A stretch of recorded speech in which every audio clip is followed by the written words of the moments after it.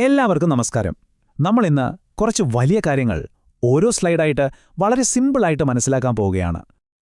അപ്പോൾ നമുക്ക് ഫിസിക്സിലെ തന്നെ ഏറ്റവും വലിയൊരു വെല്ലുവിളിയിൽ നിന്ന് തുടങ്ങിയാലോ?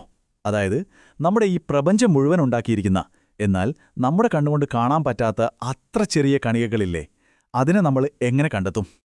ഈയൊരു പ്രശ്നം പരിഹരിക്കാനായിട്ടാണ് ശാസ്ത്രജ്ഞർ പാർട്ടിക്കിൾ ഡിറ്റക്ടറുകൾ എന്ന് പറയുന്ന കിടിലൻ ഉപകരണങ്ങൾ ഉണ്ടാക്കിയെടുത്തത്. അതിൽ തന്നെ വളരെ പ്രധാനപ്പെട്ട ഒരെണ്ണത്തെക്കുറിച്ചാണ് നമ്മളിന്ന് സംസാരിക്കാൻ പോകുന്നത്. ഈ പ്രൊപ്പോർഷണൽ കൗണ്ടർ എന്ന് പറയുന്നത് ഗ്യാസ് ഫീൽഡ് കൗണ്ടറുകൾ എന്നറിയപ്പെടുന്ന ഒരു വലിയ ഡിറ്റക്ടർ ഫാമിലിയിലെ ഒരംഗമാണ്. ആ പേര് കേൾക്കുമ്പോൾ തന്നെ നമുക്ക് ഏകദേശം ഒരു ഐഡിയ കിട്ടുമല്ലോ, അല്ലേ? ഇതിൻ്റെ ഉള്ളിൽ ഒരു പ്രത്യേകതരം ഗ്യാസ് നിറച്ചിട്ടുണ്ടാവും.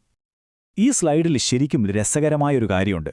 അതായത് നമ്മൾ കൊടുക്കുന്ന വോൾട്ടേജിലെ ഒരു ചെറിയ മാറ്റം മാത്രം മതി ഈ കൗണ്ടറുകളുടെ സ്വഭാവം മൊത്തത്തിലങ്ങ് മാറും.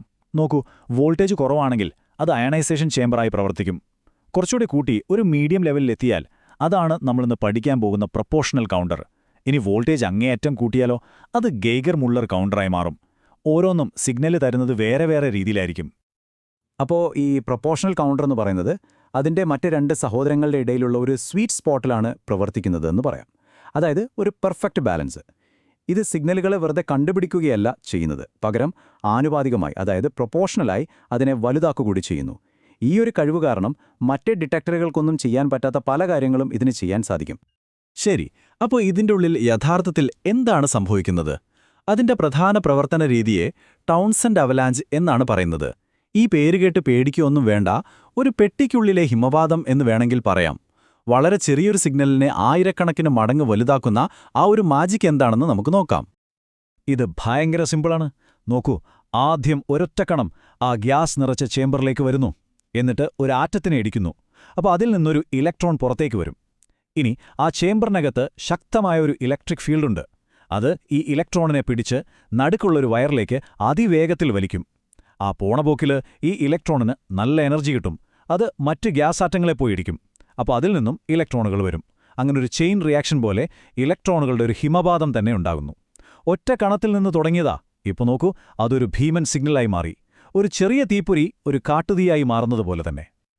ഇനി ഇതിലെ ഏറ്റവും നിർണായകമായ പോയിന്റ് എന്താണെന്ന് വെച്ചാൽ ആനുപാതികത്വം അല്ലെങ്കിൽ പ്രൊപ്പോർഷനാലിറ്റി. അതായത് അവസാനം നമുക്ക് കിട്ടുന്ന ആ വലിയ ഇലക്ട്രിക്കൽ സിഗ്നലിലെ അതിൻ്റെ വലുപ്പം ആദ്യം വന്ന കണത്തിൻ്റെ ഊർജ്ജത്തിന് നേരനുപാതത്തിലായിരിക്കും. സിമ്പിളായി പറഞ്ഞാൽ, വലിയ ഊർജ്ജമുള്ള കണം വന്നാൽ വലിയ സിഗ്നൽ കിട്ടും, ചെറിയ ഊർജ്ജമുള്ള കണം വന്നാൽ ചെറിയ സിഗ്നൽ. അപ്പോൾ എന്താ ഗുണം? നമുക്കൊരു കണം വന്നെന്ന് മാത്രമല്ല, അതിൻ്റെ എനർജി എത്രയാണെന്ന് കൃത്യമായി അളക്കാനും പറ്റും. ഈയൊരു വ്യത്യാസം മനസ്സിലാക്കാൻ നല്ലൊരു ഉദാഹരണമുണ്ട്.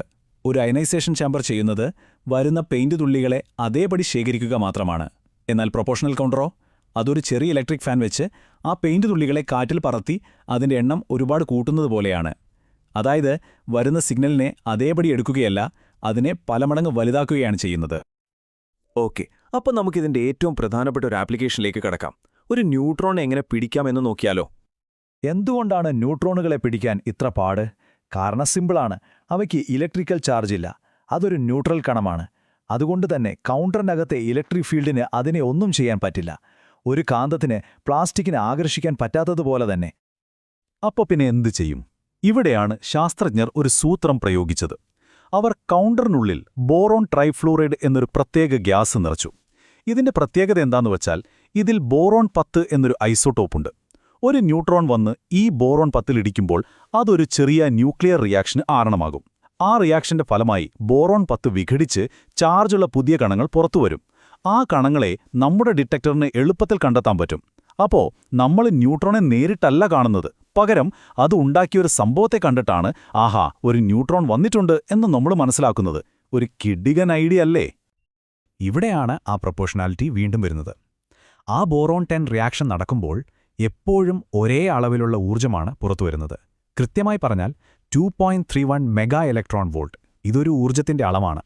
അപ്പോൾ ഡിറ്റക്ടറിന് എപ്പോഴൊക്കെ ഈ 2.31 MeV എനർജിയുള്ളൊരു സിഗ്നൽ കിട്ടുന്നോ, അപ്പോൾ ഉറപ്പിക്കാം അതൊരു ന്യൂട്രോൺ കാരണമുണ്ടായതാണ്. ഇതൊരു ഫിംഗർ പ്രിന്റ് പോലെയാണ്, അത്രയ്ക്കും കൃത്യം. ശരി, അപ്പോൾ നമ്മൾ ഇത്രയും നേരം പറഞ്ഞ കാര്യങ്ങളെല്ലാം വെച്ച് നോക്കുമ്പോൾ ആ ആനുപാതികത്വം അഥവാ പ്രൊപ്പോർഷണാലിറ്റി എന്ന ഒരൊറ്റ ആശയം എങ്ങനെയാണ് ഈ ഉപകരണത്തിൻ്റെ ഏറ്റവും വലിയ സൂപ്പർ പവറായി മാറുന്നത് എന്ന് നോക്കാം. ഒരു ഗെയ്ഗർ മുള്ളർ കൗണ്ടറുമായിട്ട് ഇതിനെ താരതമ്യം ചെയ്താൽ ഈ വ്യത്യാസം ശരിക്കും മനസ്സിലാവും. ഗെയ്ഗർ കൗണ്ടർ എന്ത് റേഡിയേഷൻ വന്നാലും ക്ലിക്ക് ക്ലിക്ക് എന്നൊരു ശബ്ദം ഉണ്ടാക്കും. അത്രയുള്ളൂ. അത് റേഡിയേഷൻ ഉണ്ട് എന്ന് പറയും, പക്ഷേ എന്ത് തരം റേഡിയേഷനാണ്, എത്ര ഊർജ്ജമുണ്ട് എന്നൊന്നും പറയില്ല. എന്നാൽ പ്രൊപ്പോർഷണൽ കൗണ്ടറോ അത് റേഡിയേഷൻ ഉണ്ട് എന്ന് കണ്ടെത്തുക മാത്രമല്ല, അതിന്റെ ഊർജ്ജം എത്രയാണെന്ന് കൃത്യമായി അളന്നു തരികയും ചെയ്യും. അതായത് ഗെയ്ഗർ കൗണ്ടർ അലാറം പോലെയാണെങ്കിൽ പ്രൊപ്പോർഷണൽ കൗണ്ടർ ഒരു വിശദമായ റിപ്പോർട്ട് തരുന്നതുപോലെയാണ്. ഈയൊരു കഴിവ്, അതായത് ഊർജ്ജം അളക്കാനുള്ള കഴിവ് തന്നെയാണ് ഇതിനെ ഇത്രയധികം ഉപകാരപ്രദമാക്കുന്നത്. ന്യൂക്ലിയർ ഫിസിക്സിലെ പഠനങ്ങൾക്ക്, ന്യൂക്ലിയർ റിയാക്ടറുകളിലെ റേഡിയേഷൻ നിരീക്ഷിക്കാൻ, പിന്നെ ആശുപത്രികളിലും മറ്റും റേഡിയേഷന്റെ അളവ് സുരക്ഷിതമായ നിലയിലാണോ എന്ന് ഉറപ്പുവരുത്താൻ, അങ്ങനെ ഒരുപാട് നിർണായകമായ കാര്യങ്ങൾക്ക് ഈ ഉപകരണം ഉപയോഗിക്കുന്നുണ്ട്. അപ്പോ ഒന്നാലോചിച്ചു നോക്കൂ, കണ്ണിന് കാണാൻ പറ്റാത്ത ഊർജ്ജത്തെ ഡേറ്റയാക്കി മാറ്റാൻ പ്രൊപ്പോർഷണൽ കൗണ്ടറിന് കഴിഞ്ഞു. ഇതുപോലെ ശരിയായൊരു കണ്ടുപിടുത്തത്തിനായി കാത്തിരിക്കുന്ന നമുക്കിതുവരെ മനസ്സിലാക്കാൻ കഴിയാത്ത അദൃശ്യമായ എത്രയെത്ര പ്രതിഭാസങ്ങൾ ഇനിയും ഉണ്ടാകാം, അല്ലേ?